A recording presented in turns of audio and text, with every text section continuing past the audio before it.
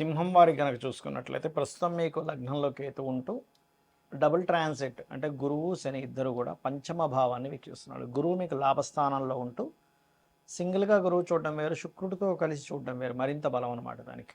కాబట్టి ఈ గురువు ఎప్పుడైతే లాభస్థానంలో ఉన్నాడో మే 14వ తేదీ నుంచి జూన్ 2 వరకు ఈ రెండు గ్రహాలు కలిసి ఉండి చూస్తాయి ఈ పంచమ భావాన్ని. మరి ఈ భావాన్ని చూస్తున్నందుకు మీకు కలిగే ఫలితాలు ఏమిటి, ఎటువంటి విషయాల పట్ల మీరు జాగ్రత్తగా ఉండాలి, ఏ దేవత ఆరాధన చేసుకోవాలి అనేటువంటి అనేకమైనటువంటి అంశాలు చెప్తుంది నేనైనప్పటికీ చెప్పిస్తుంది సాక్షాత్ లలిత అమ్మవారిగా భావిస్తూ ఆ లలితాంబిక అమ్మవారి యొక్క అనుగ్రహం మీకు పరిపూర్ణంగా కలగాలని మనస్ఫూర్తిగా కోరుకుంటూ ఇక్కడ గమనించినట్లయితే ఈ యొక్క పంచమం అనేటువంటిది ఆలోచన, రాజకీయము, సంతాన యోగాలు, క్రియేటివ్ రిలేటెడ్ సంబంధించినటువంటి అంశాలు. కాబట్టి మంచి ఆలోచనలు చేయడం, ఒక మంచి ప్లాన్ వేసేమండి సక్సెస్ అయిందంటూ ఉంటారు. సో మీకు ప్లాన్స్ సక్సెస్ అవుతాయి.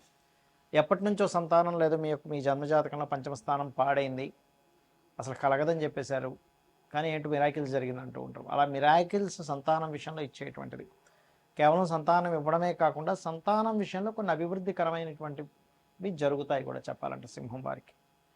అలాగే మరొకటి ఏంటంటే రాజకీయ నాయకులకు బాగుంటుంది, ఆరోగ్యం కూడా మెరుగుపడుతుంది. పంచమస్థానం ఎప్పుడైనా యాక్టివ్ అయితే ఆరోగ్యం మెరుగుపడుతుంది, ఇమ్యూనిటీ. కాబట్టి క్రియేటివ్ ఫీల్డ్లో ఉండేటువంటి వారు కూడా కొత్త అవకాశాలు రావడం ఇలాంటివన్నీ జరుగుతాయి. అయితే లాభస్థానంలో కాబట్టి వ్యాపారస్తులకు మంచి అనుకూలమైనటువంటి వాతావరణం. కాకపోతే మీకు ఇక్కడ లగ్నంలో కేతు ఉంటే అష్టమంలో శని ఉన్నాడు. అష్టమ శని ఉన్నప్పుడు ఏమైపోద్దంటే తెలియకుండానే మానసికంగా కొంత లైఫ్లో పడుతున్నటువంటి కొన్ని నిందలు అనుకోండి, ఇబ్బందులు అనుకోండి, వాటి వలన కొన్ని నెగ్లిజెన్సీ, అంటే ఏం చేస్తాం, ఏం చేసినా మనకు కలిసి రావట్లేదు కదా అని ఒక ఫీలింగ్ వస్తూ ఉంటుంది. దానికి కారణం కేవలం అష్టమశని ఒకటే కాదు, లగ్నంలో కేతు కూడా ఉన్నాడు. దీన్ని మనం గుర్తుపెట్టుకోవాలి. ఎప్పుడైతే లగ్నంలో కేతు ఉన్నాడో విరక్తి, వైరాగ్యము, దీంతోపాటు అద్భుతమైనటువంటి జ్ఞానయోగాన్ని, అద్భుతమైన భక్తి యోగాన్ని కూడా ఇస్తాడు. అంటే మీ యొక్క థింకింగ్ ప్యాటర్న్, అంటే మీ ఆలోచన విధానాన్ని కనుక మీరు అద్భుతమైనటువంటి ఆధ్యాత్మిక ఆలోచనల వైపు మీకు కనుక వెళ్ళినట్లయితే లైఫ్ మొత్తం టర్న్ అవుతుంది. కాబట్టి కొంచెం ఉదయం నిద్ర లేచిన వెంటనే కూడా ఒక్కసారి గణపతిని తలుచుకోండి, కాలభైరవుడి యొక్క అష్టకం చేసుకోండి. అష్టమశని నడుస్తుంది కాబట్టి అసలు నువ్వులు దానంగా ఇవ్వడం, మీకు దగ్గరలో ఆలయాల్లో నూనెని, అది దీపారాధనకు వాడే నూనె అనుకోండి, లేకపోతే ఏదైనా అటువంటి నూనెను వాడడం చెయ్యండి.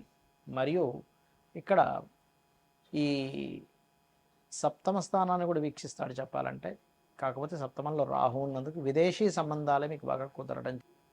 ఈ గ్రహాల యొక్క కలయికలు మన జన్మజాతకంలో కూడా ఏర్పడుతుంటాయి. మొత్తం 2 గ్రహాల కలయికలు 35 కాంబినేషన్స్ ఉంటాయి, గుర్తుపెట్టుకోండి. ఇందులో ఫలకృతం ఇచ్చేటువంటి కాంబినేషన్ ఉంటుంది, మధ్యస్థంగా అంటే ఆ యొక్క కాంబినేషన్ మీకు మంచి చేస్తుంది, కొంత ఇబ్బంది ఇస్తుంది, కొన్ని బాగా ఇబ్బందిని ఇచ్చేటువంటివి ఉంటాయి. ఆ 35 కాంబినేషన్స్లో మంచివి ఇచ్చేవి ఎలాగో మనకేం పెద్దగా ఇబ్బంది పడాల్సిన అవసరం లేదు. గురు శుక్రుడు, శుక్రబుధులు, లేకపోతే శని శుక్రులు, రాహువు శుక్రుడు, ఇలా రకరకాల కాంబినేషన్స్ ఉన్నాయి మంచి ఇచ్చేవి. గురువు రవి, గురువు రవి ఉంటే ఇంట్యూషన్ పెరుగుతుంది, ఆ జీవాత్మ సంయోగం అంటూ ఇలాగా ఉన్నాయి. మరి మీడియంగా ఉండేవి కొన్ని ఉంటాయి, కానీ ఇబ్బంది ఇచ్చేవి కొన్ని ఉంటాయి. అంటే శనికేతు అంటే వాళ్ళకి ఎప్పుడైనా శనికేతు ఎవరికైనా ఉన్నప్పుడు వాళ్ళు ఉద్యోగం చేయకూడదు, గుర్తుపెట్టుకోండి. అది 159 యాక్సెస్లో ఉన్నా, కలిసి ఉన్న 159 యాక్సెస్లో ఉంటే కొంత 75% పనిచేస్తుంది, కలిసి ఉంటే 100% పనిచేస్తుంది. అలాంటప్పుడు వాళ్ళకి దేని ద్వారా ధనయోగం ఉందో చూసుకుని వ్యాపారంలోకి వెళ్ళిపోవడం మంచిది. ఎందుకంటే స్వేచ్ఛాయోగం అంటారు శనికేతువుల కలయిక. కాబట్టి వ్యాపారం చేస్తూ ఉండాలి శనికేతువులు ఉంటాయి. కొంతమంది కుజరాహులు ఉంటారు, విపరీతమైన అగ్రెసివ్. అలాంటి వాళ్ళు మీరు గొడవలకి వెళ్ళకపోతేనే మీరు అభివృద్ధి చెందుతారు, లేకపోతే గొడవ అవుతూ ఉంటుంది ఎప్పుడు కూడా. శనికుజ, ఇది కూడా ఒక మాట తప్పు చేయరు వీళ్ళు, మాట అంటే పడరు. శనికుజులు ఉంటే కూడా అగ్రెసివ్, గొడవ పెట్టేసుకుంటారు. అంటే ఏమీ లేదు, ఒక ఎనర్జీ ఫామ్ అయినప్పుడు ఆ ఎనర్జీ ఫలితం ఇవ్వాలి. ఇప్పుడు మంటలో పెట్రోల్ వేసాం, భగ్గుమని మండుతుంది, వాటర్ వేసాం ఆరిపోతుంది. అంటే కాంబినేషన్స్, ఇది మనకు ఆయుర్వేదంలో కూడా ఉంటుంది, దీన్ని దీంతో కలపచ్చు, లేకపోతే ఈ ఫుడ్తో ఈ ఫుడ్ తినకండి అని చెప్తూ ఉంటారు కదా. అలాగే మనకి కెమికల్ వీటిల్లో కూడా చూడండి, కొన్ని కెమికల్ రియాక్షన్స్ జరుగుతూ ఉంటాయి. అంటే ఒకదాన్ని ఇంకో దాంతో కలిపినప్పుడు ఒక రకమైనది వస్తుంది, ఒక దాని నుంచి ఒకటి తీసేసినప్పుడు ఇంకో రకమైనది వస్తుంది. అలాగే గ్రహాలకు కూడా ఇప్పుడు కుజుడు రాహు అనుకోండి, ఇది ఒక సర్పదోషం. మళ్ళీ రవిరాహు అయితే పితృదోషం అంటారు. ఇలా ఏంటంటే ఫస్ట్ మీరు ఎప్పుడైనా సరే జన్మజాతకంలో ఒక 8 బ్యాడ్ కాంబినేషన్స్ ఉంటాయి. శనికేతువులు, కుజరాహువులు, కుజరవి కాదులేండి, రవిరాహువులు, అదేవిధంగా శనికుజ, బుధాకుజ, ఈ రకంగా ఉంటాయన్నమాట. శుక్రకేతు ధనహీనత యోగం. అయితే ఇందులో మళ్ళీ అమ్మవారిని ఆరాధించిన, లక్ష్మీ గణపతిని ఆరాధించిన మళ్ళీ అద్భుతమైన ధనయోగంగా మారుతుంది. ఇవి ఒక్కొక్క భావనలో ఉంటే ఒక్కొక్క ఫలితాలు ఇస్తాయి. ధనస్థానంలో ఉంటే ధనం మీద ఎఫెక్ట్ చూపిస్తూ ఉంటుంది, సప్తమం మీద ఉంటేనేమో వివాహం మీద చూపిస్తుంటుంది, 12 మీద ఉంటే ఇన్వెస్ట్మెంట్స్ మీద చూపిస్తూ ఉంటుంది, 4 మీద ఉంటే ఒక్కోసారి యాక్సిడెంట్స్ మీద చూపిస్తుంటుంది, లేదా ప్రాపర్టీ మీద చూపిస్తుంటుంది, పంచమంలో ఉంటే ఏమో సంతానం మీద, 7వ భావంలో ఉంటే జీవిత భాగస్వామి మీద, 12లో ఉంటే వివాహ జీవితం మీద, అష్టమంలో ఉంటే యాక్సిడెంట్స్ మీద, భాగ్యంలో ఉంటే తండ్రి గారి ఆలోచన విధానం, తండ్రి గారి యొక్క నేచర్ మీద ఇలా చూపిస్తూ ఉంటుంది.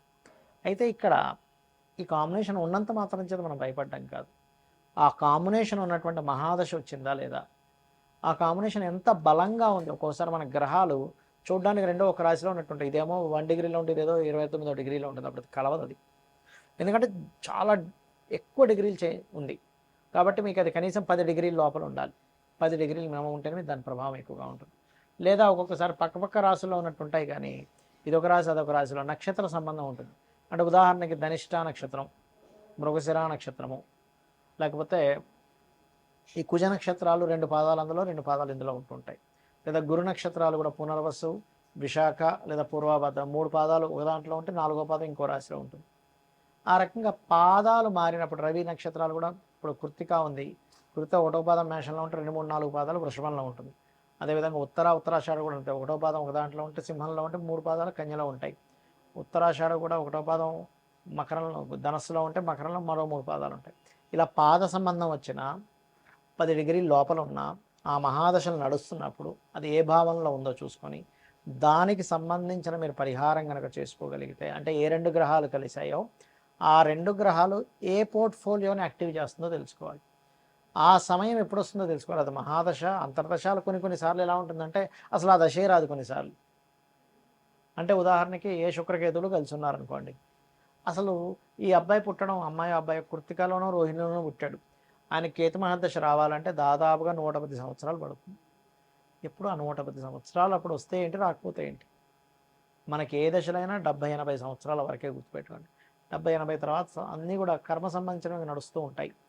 కాబట్టి మహాదశ వస్తుందా లేదా, ఆ కాంబినేషన్ ఎంత బలంగా ఉంది లేదా ఎంత బలహీనంగా ఉంది, నిజంగా ఏదైనా పోర్ట్ఫోలియోని యాక్టివ్ చేస్తుందా, లేకపోతే ఉన్నాయి పేరుకి కొన్ని మంచి కాంబినేషన్స్ కూడా అంతే అండి. పేరుకి మాత్రం అద్భుతమైన యోగం ఉందండి. ఎందుకంటే 2 గ్రహాల కలయిక ఈజ్ యోగం. మనం ఇప్పటివరకు ఈ రాశి వారికి ఈ భావాన్ని యాక్టివ్ చేస్తుందని చెప్పడానికి కూడా కారణం ఏంటంటే అది యోగాన్ని యాక్టివ్ చేస్తుంది. కాబట్టి మీకు ఏదైనా ఇప్పుడు నేను చెప్పినటువంటి కాంబినేషన్స్లో ఏదైనా ఫలానా భావనలో ఉంది, ఆ మహాదశ నడుస్తుంది, అంటే శుక్రకేతులు కలిసిన శుక్రుడు దశ కానీ కేతు దశ కానీ నడుస్తుంటే అది యాక్టివ్ అయిపోతుంది. లేదా శుక్రుల్లో కేతువు, లేదా శని కుజులు కలిసినారు, శనిలో కుజుడు లేకపోతే కుజుల్లో శని యాక్టివ్ అవుతూ ఉంటుంది. అదేవిధంగా రాహువు కుజుడు, శనికేతువులు, ఇలా అది యాక్టివ్ అయినప్పుడు దానికి సంబంధించిన దానం ఇవ్వండి. ఖచ్చితంగా మీరు చాలా పెద్ద ఎఫెక్ట్ నుంచి బయటపడతారు. దానికి సంబంధించిన దానం ఇవ్వడం. ఇప్పుడు శనికేతులు ఉన్నారు, వెంకటేశ్వర స్వామి ఆలయానికి వెళ్ళడం. కుజరాహులు ఉన్నారు, నరసింహస్వామి లేదా దుర్గా ఆలయాలకు వెళ్ళడం. రవిరాహులు ఉన్నారు, పితృదేవత ఆరాధన చేయడము మరియు సూర్యాలయాలు, దుర్గా ఆలయాలకు వెళ్ళడం. బుధకుజులు ఉన్నారు, విష్ణు సహస్రనామాలు చదువుకోవడము మరియు లక్ష్మీ నరసింహస్వామి ఆరాధన కూడా చేసుకోవచ్చు అక్కడ. మరియు అదేవిధంగా కుజరాహులు ఉన్నారు, నరసింహస్వామి ఆరాధన చేయడం లేదా రుద్రం చదువుకోవడం. ఇవి చేసినట్లయితే ఖచ్చితంగా మీకు అన్ని విధాలా బాగుంటుంది.